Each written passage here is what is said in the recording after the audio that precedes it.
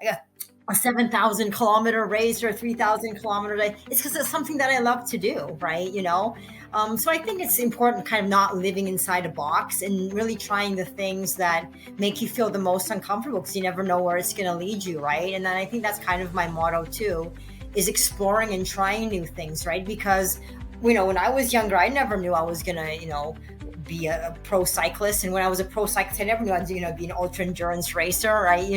So, and I never had the exception of doing an ultra endurance race without any support, right? But it's just exploring new things. And that's what I think life is about, is really living it to the fullest.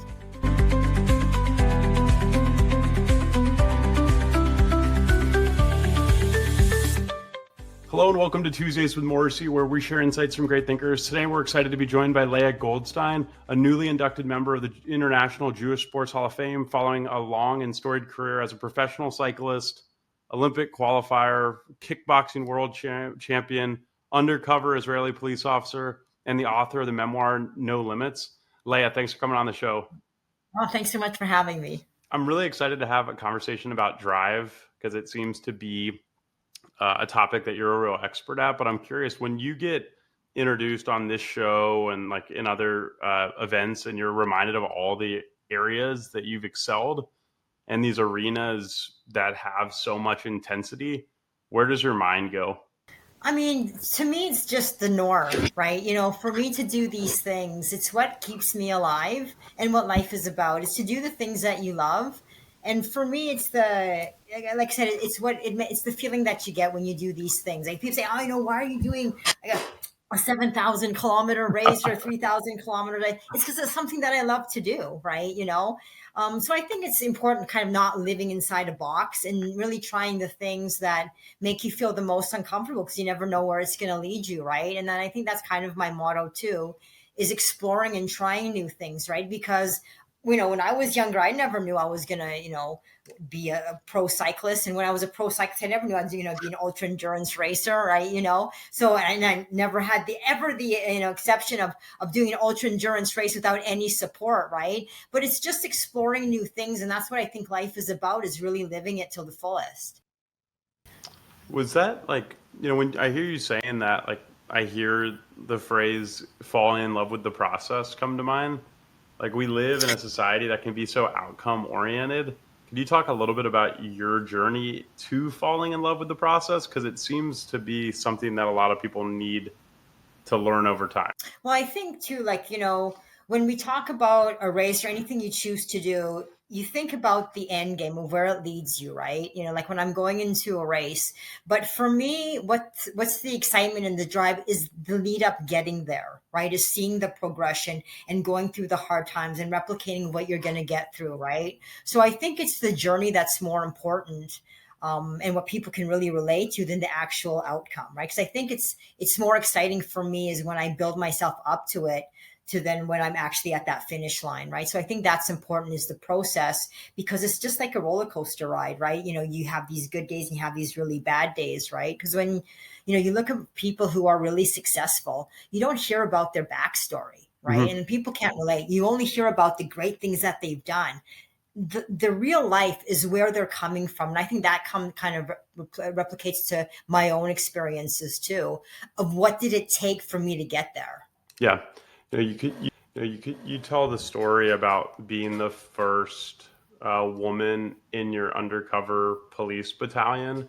Could you talk a little bit about the events in your childhood that led up to that, developing such chutzpah and then going after some of these things? Well, I was made in Israel. I was born in Canada, right? But every year we went back to Israel to see our family. And I knew certain members of my family were doing something quite secretive, right? I wasn't sure what it was, but it was intriguing to me and it excited me. And I started to learn about, the intelligence of Israel, right? The Mossad, or different, Shin Bet, or, the different branches of intelligence. And it just was something that I felt like I was born to do, that I was drawn to it. And, as soon as after winning the world championship, I didn't waste any time. And I went back to Israel just to pursue that, right?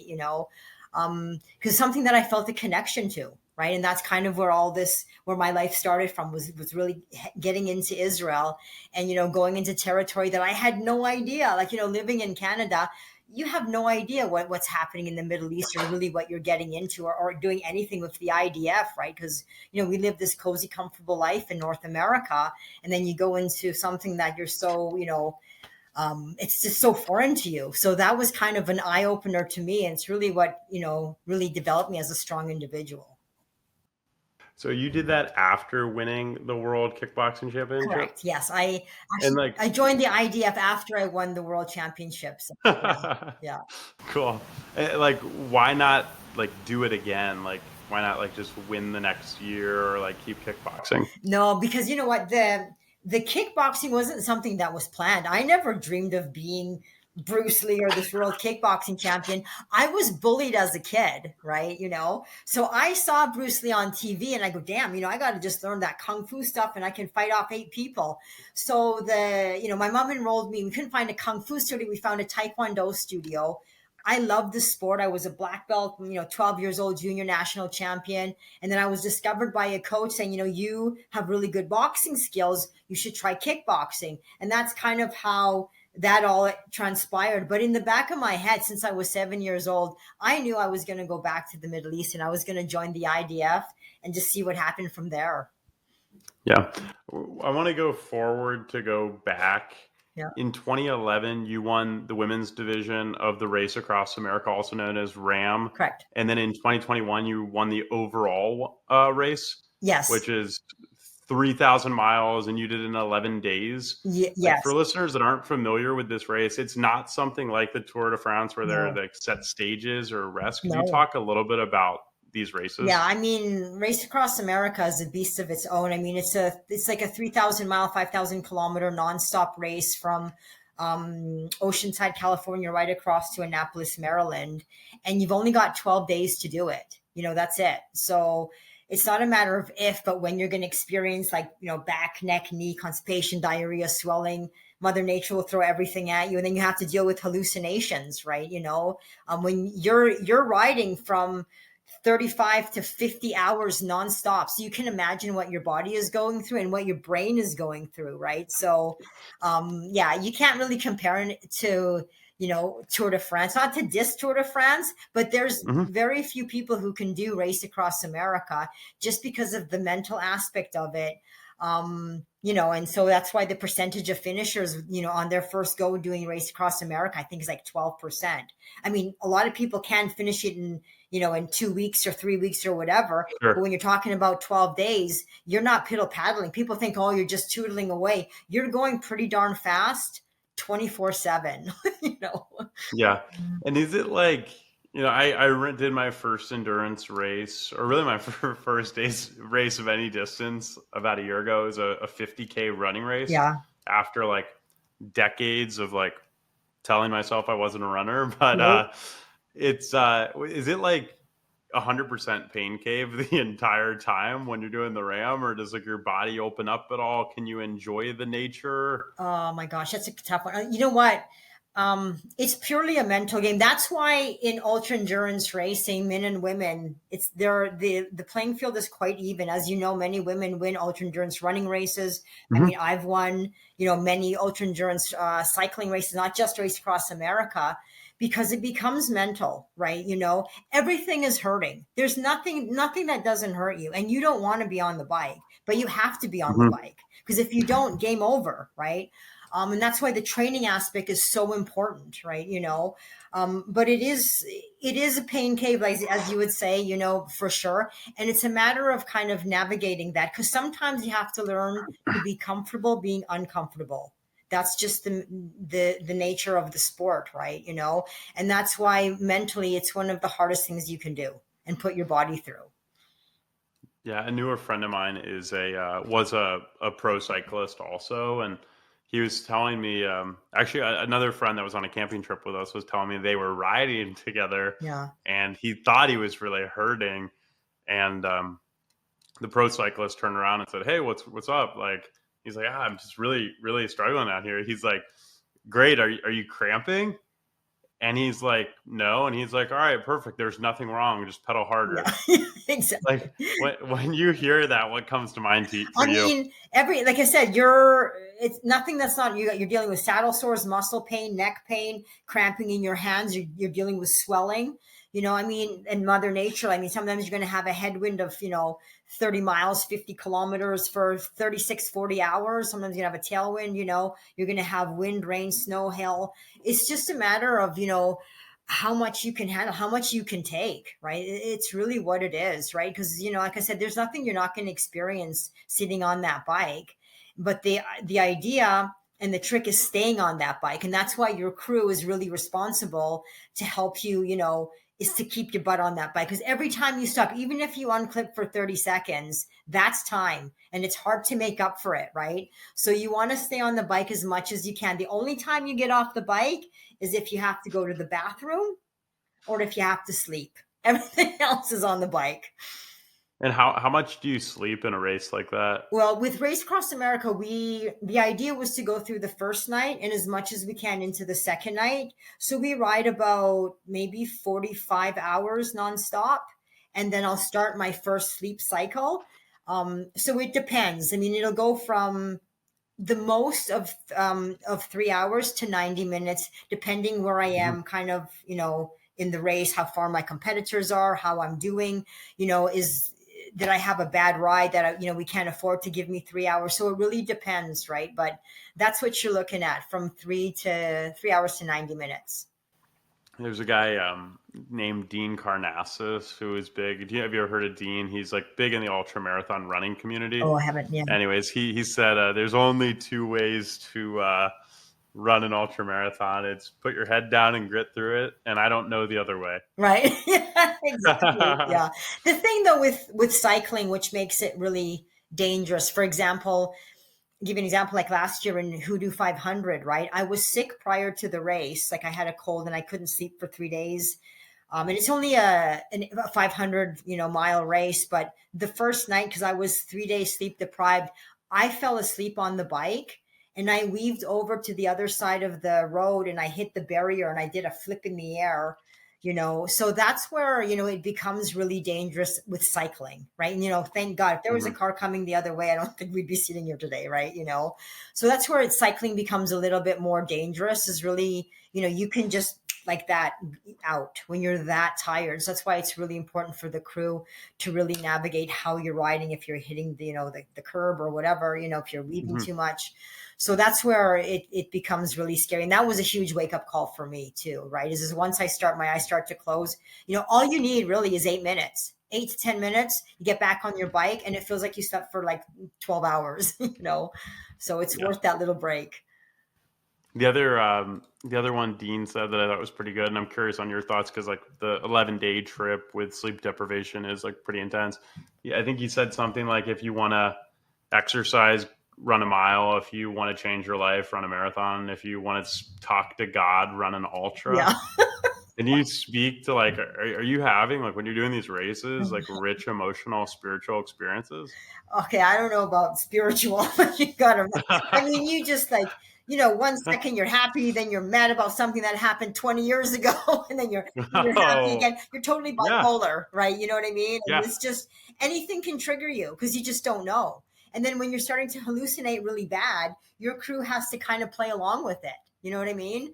So it's just where your mind takes you is insane.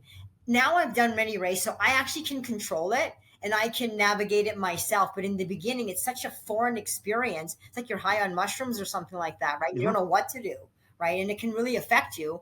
But yeah, it's just crazy. It brings you, I don't know, it changes you as a person, though. I don't know what it is, but you do come when you get across that finish line, you become a different person for sure. There's one the first time, and this is like I only know my own experience on this stuff. So like there's one time, I think the first time I ran 25 miles or something. Like it was super interesting. Like after mile 12, I've never felt like more like like an animal human. Like I just wanted to keep crushing miles, but it was so interesting. Like there was like a stretch of 5 miles or so where I was like kind of having conversations with myself at different ages and thinking about my own relationship to strength. So like you have like just new opportunities to connect with yourself. And then the other thing I experienced, I'm sure you did too, especially in the nature settings, is just like the sense of connectedness you can feel to people in your lives and just like the world in general. Yeah, I mean, I totally can relate to that when you're talking about just going back to of memories, really good, some bad memories, some good memories, Yeah. right? But it really makes you appreciate life though. You know what I mean? About, I mean, look what I'm doing. This is totally cool, right? And how precious life is and how it's the cool things we can do, right? So I think there's more of a positivity, even though you're going through a wave of emotions, right? It really, teaches you what the human body is capable of doing. And it just makes you a really strong person, especially when you've done something like that. Is just tackling just daily things in life doesn't make it seem that really that difficult. Go, God, if I can ride 3,000, or this last I ride 5,000 miles, right, doing Transamerica, God, I can conquer anything. And I think it just gives you this inner strength that it naturally comes with the finish, with finishing Mm-hmm. anything, ultra endurance or anything epic. Yeah. When you look at your body of work, are these like transcontinental races? Like they're the longest, but are they also the most intense? Or are there other events and experiences that you look at? Well, the Race Across America, I think, is probably the hardest cycling event in the world, right? I really do like ultra endurance event just because of the time limit. But you do have a crew of 9 people, right? What I tried in 2024 is Transamerica, which is I think 2,000 miles longer. And you can't have any help. You're on your own. You can't get any help from anyone you know. So if anything goes south on your bike or whatever, you got to figure it out, right? So, but it doesn't give you a time. It's still a race, but it doesn't give you a timeline of how fast you have to get to the other side. So it's up to you, when you can sleep or whatnot, right? I mean, of course, I tried to race it, so I put more pressure on myself. But it's just, it just depends what you're doing. With something like that, you really have to depend on yourself, right? You know what I mean? Mm-hmm. And it was probably the hardest thing and the best thing I've ever done for myself. The best experience I ever had was racing Transamerica because I was on my own. I couldn't rely on anyone else. And with all the years of racing, I've always had 9 people. I didn't have to worry about anything. But you really, it really changes you. And I mean, there's nothing I can't do after doing Transamerica. There's nothing I can't do. Yeah. There's certain experiences where like you realize that you can have your own back, Yeah. and that is extremely transcendental. Yeah, absolutely. Like, I mean, I was terrified. People go, oh, yeah, you're really tough, whatever. I was, excuse my language, I was scared shitless of that race, right? I go, oh my God, I say Yeah. I'm in the middle of nowhere, no reception, nothing. My chain breaks, my tire explodes or whatever, right? I mean, it's on you. It doesn't matter, right? No one's going to feel sorry for you. So I think I went in there just crazy scared, right? But I'm going in now, having that experience going in this year. I'm going to correct all the mistakes I did. And the confidence is night and day to what I felt this time last year to what I do right now. Yeah. When people ever ask you like, why do this stuff multiple times? Yeah, they always ask me because it makes me who I am. Yeah. That's who I am. This Yeah. is what I love to do. It's like people who love music or people who love to draw Mm-hmm. or love to travel. That's what makes you alive. That makes you who you are. And this is what makes me me, right? Is the things that I do because I love it. Yeah. Yeah. I think we spend a lot of time thinking about our like life mixes and balance and such, but it's like people I think generally feel the best when they're pushing their limits and pursuing their purpose in whatever form that takes. Exactly. But I think too, a lot of times we want validation from other people. You know what I mean? Or we get influence with, let's just say, I've never done this before. And I said, okay, I'm going to go do this crazy race. People are going to say, you're crazy. You shouldn't do it. And all these negative things that can, you know what I mean, that pop up. So it's really important, I think, to have a good support system of when you want to do things that might seem a little bit eccentric for you personally or for that individual, right? And I think that's what stops a lot of people is because they want that push coming from somewhere, right? Personally, I don't need it. If I'm going to do something, I don't care what anyone thinks, I'm going to do it, right? But I think a lot of people they don't do what they love to do because they want that validation and they want a little bit of a push start, right? And it's hard Mhm. just to get it going, you know? But once you get going, man, it's like a snowball and it's not going to stop. So I think that's the hardest part, is just getting your foot out the door. Yeah, you think drive can be developed? I think it can I think once you've done something that has been so extreme and so out of the norm for you, and you've conquered it, right? Like I'm saying that whatever you do in your lifetime, even if it's not the outcome that you want, you have to make it to your finish line, right? You know what I'm saying? No matter what it takes. For the race I did last year, I was hoping to finish it in 18 days. Ended up doing it in 22 days. It's because crap happened. But you know what? I Yeah. said, I don't care if I have to crawl across the country, I'm getting to the other side. Right. And I think that's my motivation now, is I've made the mistakes. Now I'm going to correct them and I'm going to come back even stronger. Right. But I think that's what the fear is that, is the failure of starting something. But really, you fail when you don't finish something, not when you start something. Yeah. There's a lot of I call it like performance, like performative elements of our culture. Like, I think about it like, to be a well-rounded human as a kid, your parents are putting you in piano and all this stuff, but Right. sometimes it kind of becomes performative. Right. And I think a good example of that is like there's a lot of pushing, there's a lot of striving in society, but there's also a lot of like burnout. Right. And I think that's a symptom of not having a healthy relationship to the activity. How do you think about like pushing your edges and striving so hard for these really extreme things, Okay. but not getting burnt out with it? Right. I mean, I think too. Are you doing the thing that you're doing because you want to do it, or is it because you have pressure because you're just good at it and you're getting pressure from somebody else to do it, right? Like I think, Hmm. like for example, in Canada here, hockey is a big sport. So a lot of young boys, they're pushed into the sport because to be a hockey is just this prestige and whatever. So sometimes you're really good at it, but do you really love it, right? You know what I mean? Or whatever sport it may be, right? So I think it has to be something coming in from your heart for you, not for your sponsor, not for your parents, not for your coach. And I think that's what leads to burnout, is when you're doing something for somebody else than yourself, right? So I think that's kind of where the balance kind of comes into effect, right? Is asking yourself, why am I doing this? Who am I doing? And am I actually enjoying what I'm doing? Because once the fun comes out of it and you feel like it's work, and if you're not getting paid for it, then what the heck? What are you doing? Yeah. Why are you doing it? Right? We could talk a lot about cycling. It's when you talk about cycling and kickboxing and the undercover police, like it's easy to forget that you qualified for an Olympics. Correct. Could you talk a little bit about that experience?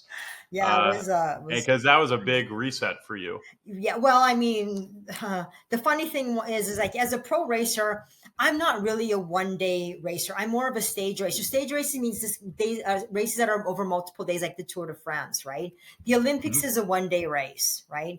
And a lot of times the finish is a sprint finish, and I wasn't a sprinter. I was more of a climber, right? So I did qualify for the Olympics. I think it was Beijing. I can't remember, and I felt pressure.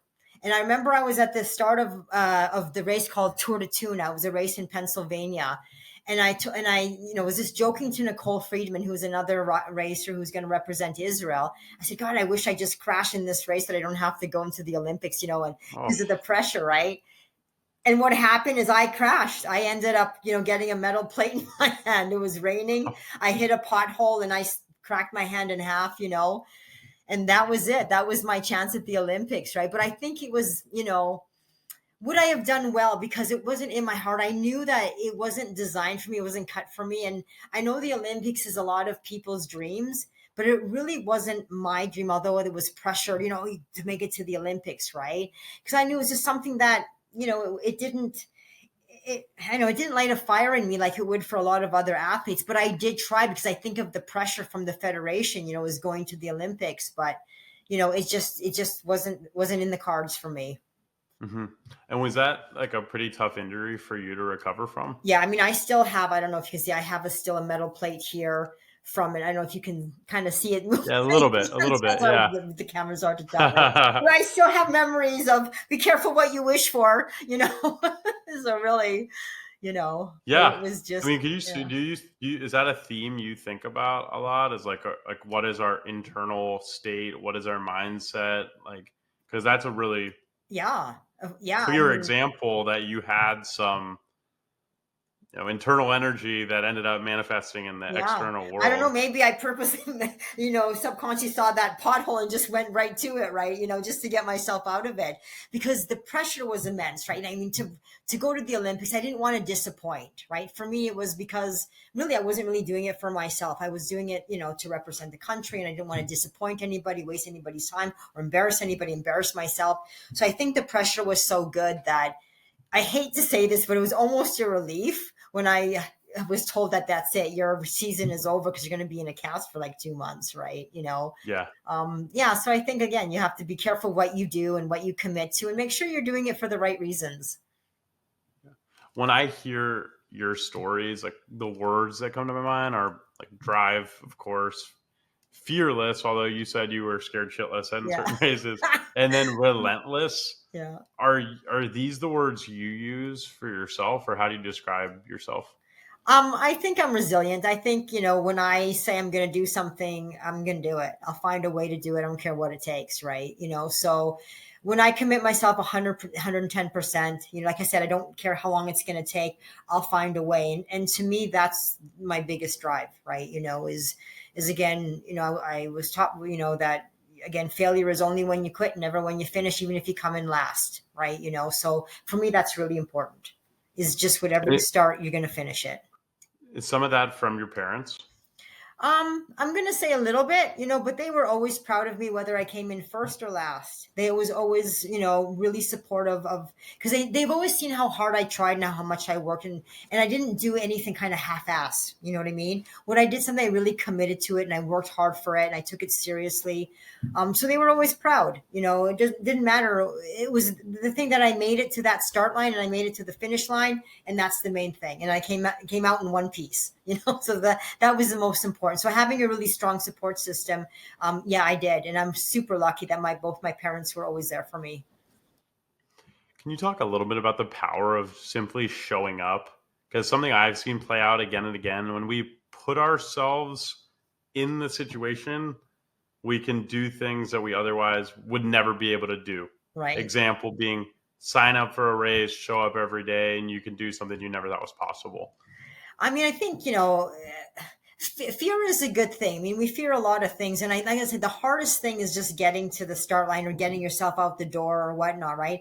But I think, too, when it comes to race day or anything you've done, that doesn't have to necessarily be in sport, is you think back about how much work you put into it. You've done the homework, you're ready, right? That's why the training is really important, because it's part of the psyche, right? Like, when you've trained hard or you worked really hard for something, you're ready. You're ready to go there. And being nervous is good because you're going to rock it, right? You know what I mean? So I think that's really important, is the process of getting up there. It's part of the training, right? And the hardest part is that starting line or starting anything, right? But once you get going, it's just you're in your element and you just go, right? But that is one of the hardest part, is kind of psyching yourself out of it, right? But I think it's important to reflect on how you got there. Like, why are you here? What did you do this past 6 months or the past year or whatever? Of all that work, and you're just gonna, put it down the toilet, flush it down the toilet? No. So I think it's really important to remember, is the work that you're getting there is part of the motivation, is to start something. You definitely seem incredibly self-motivated and really focused on running your own or riding your own races. Like when you started speaking to groups, like what did you learn about like what other people were struggling with, and like where are you finding like the most application for some of the lessons you've learned?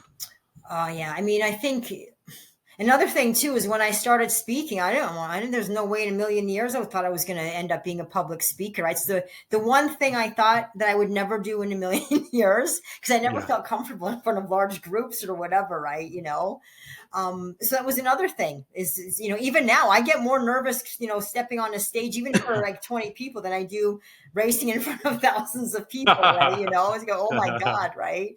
But I think it's important that people hear your story, right? Because for me, what motivates me for speaking is sometimes, having that one person come up to me and say, you know what, there was something you said that I really needed to hear that changed my life. Maybe help them get through a difficult time, bring clarity, help them reach their goal, and being responsible for helping others with a feeling I never had doing anything else. It's like I said, never say never, never be afraid to try new things, especially the stuff that makes you feel the most uncomfortable, But I think, again, is what I learned from people is the biggest thing is the start. Is, you're thinking about something, whatever, for 10 years, and you're still thinking about it, right? So I said, if you're thinking something for 10 years, stop thinking about it.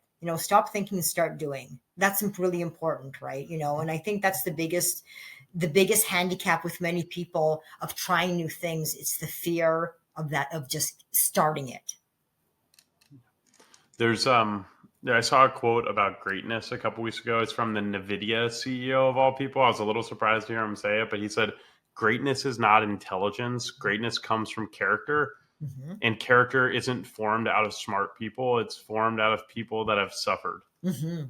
Yes. So I'm curious on your thoughts. Like you hear a lot about like sometimes our greatest superpowers are a byproduct of the hardest stuff we've gone through. Absolutely. I mean, God, when you have to work really hard for something, boy, oh boy, do you appreciate it a lot more, right? You know what I mean? Like, mm-hmm. Kind of not a great example is like, with kids that are, that have to work hard for, and that, they don't get everything that they want. They have to work hard for it. And when you get a new car or whatever, right? When you work hard for something, your butt off night and day, and then you're able to buy, like, for when I was a kid, just delivering newspapers, I'd have a route in the morning, I'd have a route after school, and then an evening flyer route, right? And when I got my first paycheck, it was $18, and I felt like $1 million. And I could go to Bootlegger or wherever and buy anything I wanted because I earned it myself, right? And that feeling of doing something, working hard, and then achieving this, I have this, I can do now, the world is my oyster now. Look what I can do. So I think that's really important, right? Is, the harder you work for something, the more you're going to appreciate it. You know what I mean? And the more meaningful it will be, right? If that makes sense. Mm-hmm. You know what I mean? And I think it's with anything you do in life, right? The harder it is to get anywhere, it will be the most satisfying, right? And I think it's also the most thing, it gives you the most strength too, is when you have to work your butt off. It's not a matter of, getting up. It's a matter of how many times you've fallen down and was able to get back up and keep moving forward. Because the more you fall down, the easier it'll get, it'll take to get back up, and the harder it will be to push you back down, right? In other words, right? It just gives you that strength. So I think that's really important. That's why I was saying, with a lot of people who are really successful, don't look about their success. Learn about the stories how they got there. Right. You know what I mean? Like mm-hmm. what it took for them to get to where they get to. That's the really important stuff that you have to look at, not the success of anybody that you really admire. Kind of look at their backstory, and that's the real life of it, the reality of what it takes to be, whatever you want to be. Yeah. And it's also like you on this show, I've got to meet a lot of like my favorite authors of all time, for instance. And it's so interesting, like how humble these people are. And it's what I've found is when you suffer on something or work on something really, really hard, it also gives you a greater capacity to connect with other people. Absolutely. 100%. Like, yeah. You don't have that arrogance, right? Yeah. I guess without adversity breeds arrogance. Yes, exactly. Yeah. I mean, I think, I think it's really important to always be humble no matter what you have, and never flaunt too much of what, with what you have to, and to share and to teach people, to educate people, right? To give them strength. I think now for me, I mean, I can, is giving back of some of the stuff that I went through, especially with the younger generation. Like I was involved with a high risk, a youth group here, right? And I always really emphasize is that your past doesn't dictate your future. Right. You know what I mean? Mm-hmm. Everybody's gone through hard times, but you can't dwell on that. You can't hang on to that. Right. You got to use that as strength and keep moving forward. But I think, there's this defeatist attitude when you don't have everything that you've wanted or whatever, that doesn't just come easy for it. You have to work for it. You know what I mean? And I think that's the main thing, is just, going out there. And if you're dedicated and you put your mind to it, I really believe you can make anything happen. for a lot of these young people, are some of them getting into, even if they don't want to become professionals, are you seeing like some of the people you're working with getting into endurance activities of certain types? Because I am curious on like the relationship between, because like I know for me, like I ran this ultra marathon, Yeah. and then a lot of other things in my life Right. happened. Right. It was a real catalyst for some of this stuff. So even for amateur athletes, like how have you seen some of these physical feats translate to other parts of their lives? I mean, I think it doesn't have to be an ultra endurance event. I think any event makes you feel good, right? It releases the good endorphins. It gives positivity. It wakes like, it's like you're natural. It gives you a natural high. And I think when you're in that state, you're automatically naturally positive, right? So I think activity is really important, is get your butt out the door and go do something, anything. And I think that's a good start. Because when the body is good, the brain is good. When the brain is good, you're positive, and then positivity leads to great things, right? And I think that's a good start, is just doing something, because it's really important. I think too, like, I mean, our vessel, this is what we got, right? And keeping it fit is important. I don't care if you're 20, I don't care if you're 90, right? You need to do something every day. Because not only for your brain, but for your body, right? And when you're able to do things physically, like I said, I mean, it opens up so many doors, right? And also look at healthy people who are athletes. They look alive. You know what I mean? Like, look in Yeah. their eyes, look at their body, look at the way they move, the way they act, right? You know what I mean? It's like they're high all the time. And that's how you want to be, right? Because you want to Yeah. be around them. They're people that you want to be around, right? So I think it's a really good start, is just doing anything, any activity. Just do it. Go out there and you'll see the difference in your mood, the way you look, the way you feel, and the way you act. There's a lot of talk. Very curious on your thoughts on this. There's a lot of talk like about healing, in our society today. Like popular on social media. There's a lot of conversations about it. We talked a little bit about how sometimes the things we suffer from allow us to like achieve outrageous levels of success or become a superpower. And I know I have some friends that are like, have some stuff going on, but they're afraid to address it too fully because they think they'd lose their edge. Are you talking about like a mental breakdown or a physical Yeah. breakdown, or Or is like, that you hear the stories of like the people with a chip on their shoulder, right? you know, and like, yeah, that chip on their shoulder might allow them to like outwork anyone, but like they might not be the best relationship. But there's a little bit of this like, um, people wondering like, hey, if you address some of this stuff, will you lose your edge? I think when you address it, actually, you gain. It gives you more. You'll lose that. You know what I mean? It'll give you more, right? And I think too, is is any experience that you have is a learning experience, right? And I think when you can address it, because no one's perfect, and I think when you can come out there and say, you know what, I've done all these great things, but you know what, this is what I've gone through.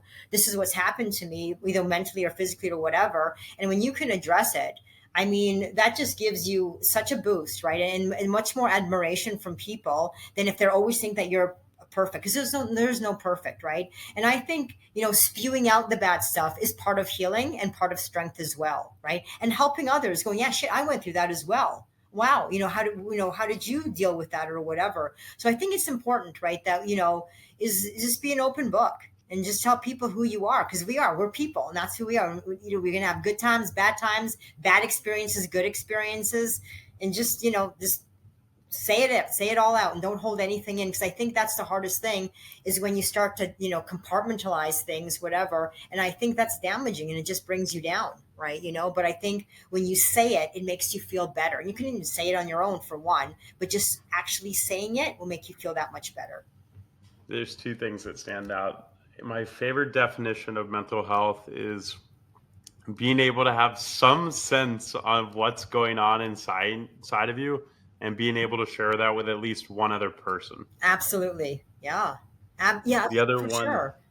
Yeah. the other one that stands out is there's a woman. She's still alive. I'm pretty sure she's like 100 years old. Her name's Edith Eger. She was a Holocaust survivor, and then in like when she was 50 or something, became a psychologist. I think I'm pretty sure. Anyways, she has one of her mantras, I believe, would be something to the effect of, "It's not what you keep out that makes you sick; it's what you keep in." Yes. So there's an Absolutely. invitation Yeah. to share. And to your point, it can often be a tremendous service to others. Yeah, absolutely too. And I mean, I think the biggest cause of cancer is stress. You know what I mean? Honestly, Totally, totally. never mind the Yeah. smoking or whatever. I think when you're so stressed out about the stupidest things or whatever, I mean, like you said, if you can tell one person, that's huge, right? If you can tell two people, it's even bigger. If you can tell three people, whew, you know what I mean? Then, and you can imagine too of how many people you're actually helping, right? You know what I'm saying? Is, is being that person and it's like I said, being an open book. It's not only good for you, but helping probably hundreds of people that you know, right? And it just makes you look, more human and more approachable, and that people can relate to you more too, right? And I think that's really important. Is not holding anything inside, because that's what's going to kill you. Mhm. When you think about, you're speaking, you've written a book, you're continuous. It's not just about like even it's amazing like your viewpoint. Like an individual race isn't the end all be all for you, even though because you just have seemed like this like real appreciation for the process and the journey. Yes. Like what do you think, especially working with people that have different dreams and Mm-hmm. goals, like really matters? What really? Sorry, can you just clarify Yeah, that? just curious, like what do you think really like matters, like in terms of like what we're meant to do with our short lives? Well, I think what really matters is that when you wake up in the morning, that you're actually happy to be alive. And I think that's really important. You know what I mean? That you love yourself, you love life, you know what I mean? And I think that if you wake up angry or bitter and you're always, talking about negative things, or you got to change, because it's not what life is about. You want to live life every day like it's your last day, right? And I think Mm. too is just doing the things that you love, having good relationships with your friends and your family, and fixing things that haven't, aren't great, whatever, and stop being so damn angry. You know what I mean? We're so angry. Like, I mean, just road rage, for example, so you get cut off and they're, oh, it's unbelievable. We're freaking human beings. We make mistakes, right? So just chillax a little bit, right? You know what I mean? And I think it's really important if you want to, you want to live the best life possible, right? And that you have a great story and that people actually like you and that they love you, right? So I think that's really important. Is just loving yourself and just finding a way to find happiness every day. It's wonderful. Yeah. You mentioned you had the transatlantic or transcontinental race coming up. Are like there other things on your like race list, or if there are other races you haven't done, or are you going to go across the continent of Australia? Like, I, you are there know, or what new events or do you have Well, that you're there's the thinking one, about? is it transcontinental? I think it's the one from Banff to Mexico. It's on a cross bike, like, in the woods a little bit. Whew. So just something like, I don't know. I mean, it's just something that crosses my mind, but a lot of things cross my mind that I end up doing it, right? You know what I mean? Yeah. There Yeah. are a lot of other races I'd like to try, the documentary No Limits is now picked up by JRB, so we're kind of hoping somebody will buy that documentary. And just, back on the speaking circuit, because it's what I love to do. I love to go be on stage now, so I think that's my balance right now is, I love the cycling season mostly in the spring and summer, and then, spend more time with my family in the fall and winter, and hitting the speaking circuit. And that's, I think, what I love doing for right now. Well, you've been so gracious with your time and the wisdom. I'm really excited to share this episode. What's the best way for people to keep up with you and the work you're doing, whether it's racing or speaking? Just to go on the website, I think leahgoldstein.com, and you can see, what we're doing, where I'm at, and all the craziness that's going to happen. Yeah, so that's probably the best way to follow me. Facebook, yeah. Yeah, awesome. Well, we'll have links to your website and your Facebook in the show notes. Thanks so much for coming on the show. Yes, thanks so much for having me. It was fun. Thank you for listening to Tuesdays with Morrisey. That conversation was with Leah Goldstein, champion cyclist and kickboxer and the author of the memoir No Limits. What I enjoyed about the episode was Leah's lessons in drive and resilience, and the reminder to pursue our dreams simply by getting started. If you enjoyed the episode, share it with a friend, and we'll see you here soon. Thanks.